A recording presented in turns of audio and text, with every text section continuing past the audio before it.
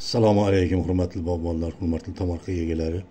Mana bugungi kichkinagina mana shu videorolikda sizlarga men pomidor ko'chatini ekishdagi bosqich qilinadigan ishlar bo'yicha kichkina ma'lumotlarni berib o'tmoqchiman. Birinchi navbatda pomidor urug'ini biz tanlab olishimiz kerak. Bunda pomidor urug'lari ertagi, o'rtagi va kechki navlari tanlab olinadi.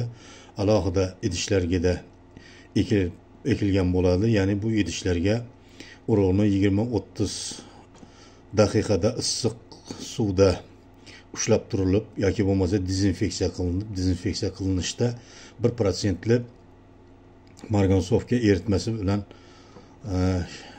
tayyorlangan eritmada ham shu ushlab tursa bo'ladi 20-30 minutgacha. Keyin ikkinchi navbatda ko'chat uchun tuproq tayyorlashimiz kerak.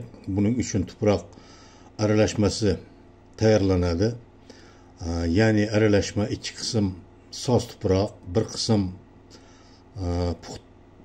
kompost, ya'ni gumus, ya'ni chirindidan iborat bo'lgan chirindimiz, bir qism qumdan iborat bo'ladi. Ya'ni ikki qism soz tuproq, bir qism gumus, ya'ni chirindi, bir qism qumdan iborat bo'ladi. Tuproq albatta yumshoq, donador bo'lishi shart. Üçüncü navbatda qilinadigan ishimiz urug' ekishga ishlari olib boriladigan qutilarimizga 6-8 cm chuqurlikda tuproq solinadi. Urug'lar 1-1,5 cm chuqurlikda ekib chiqiladi. Keyin suv sepiladi, plyonka bilan usti yopiladi. Urug'lar 22-25 gradus haroratda 5-7 kunda ko'karib chiqishi kuzatiladi. To'rtinchi navbatda qilinadigan ish asosan ko'chat parvarishi bilan boshlanadi. Bunda nur juda katta muhim omil hisoblanadi. Ya'ni kuniga 12-14 soat yorug'lik kerak bo'ladi albatta.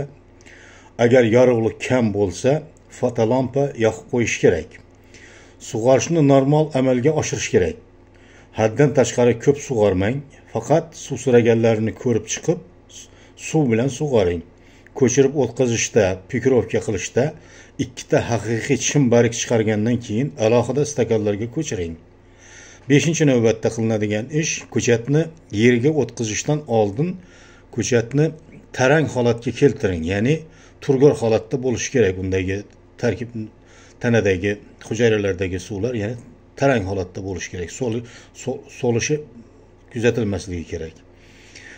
Ko'chirishdan 10-12 kun oldin kunduzi 1-2 soat tashqariga chiqarib,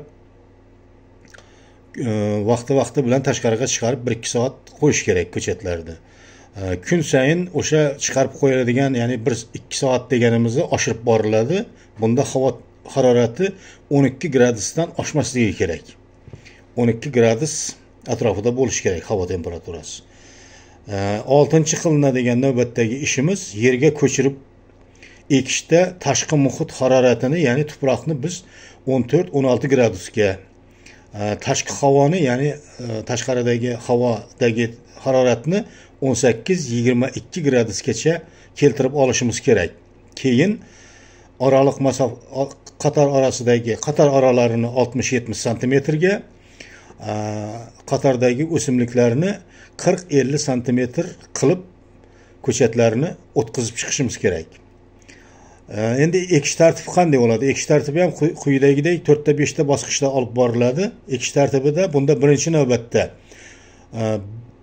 bitta chuqurlikka 1 qoshiq gumus va 1-2 gram superfosfat solib o'sha chuqurchamizga keyin ko'chat o'tkaziladi. Ikkinchi navbatda ko'chatni yerga shunday solingki, 3/1 qismi tuproq ichida qolsin. Ya'ni tanasining 3/1 qismi tuproqning ichida qolsin. Bunda keyinchalik o'sha tanadan ildizlar chiqib, ildiz baquvvatlashiga olib keladi bunday holat. Keyingi 3-navbatda qilinadigan ish iliq suv bilan yaxshilab sug'oriladi o'sha ko'chatlar o'tkazilgandan keyin. 4-navbatda qilinadigan ish esa ildiz atrofi mulchalanadi. Ya'ni ildizlarning atroflari mulchalanganda somon, qipiq va havo o'tkazadigan qandaydir bir materiallar bilan usti mulchalab qo'yiladi. namlik qochib ketmasligi uchun. Keyin ekilgandan keyingi parvarishlarning birinchi qadami birinchi sug'orishdan boshlaniladi. Ya'ni har 5-7 kun oralig'ida sug'orilib boriladi. Sug'orish asosan gullash davrigacha oshirib boriladi. O'sha gullash paytlarida sug'orish soni, suvni beradigan miqdorimiz oshirib boriladi. Sababi o'sha paytlari juda namga talabchan bo'ladi.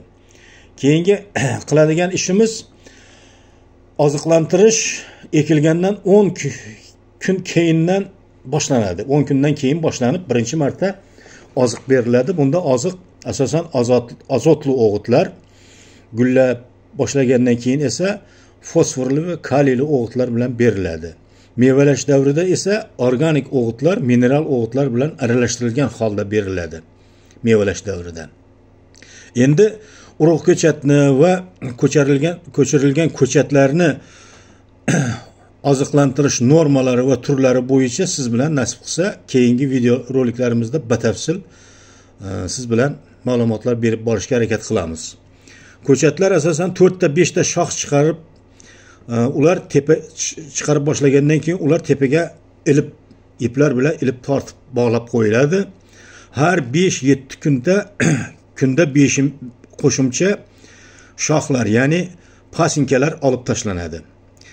Keyingi jarayonlardagi parvarish ishlari, ya'ni meva tukkandan keyin qilinadigan boshqa agrotexnik ishlar, ya'ni olib boriladigan ishlarni xudo xolasa keyingi video roliklarimizda siz bilan batafsil ma'lumotlar berib borishga harakat qilamiz. Sog' bo'ling, bog' eking, yaxshidan bog' qolur.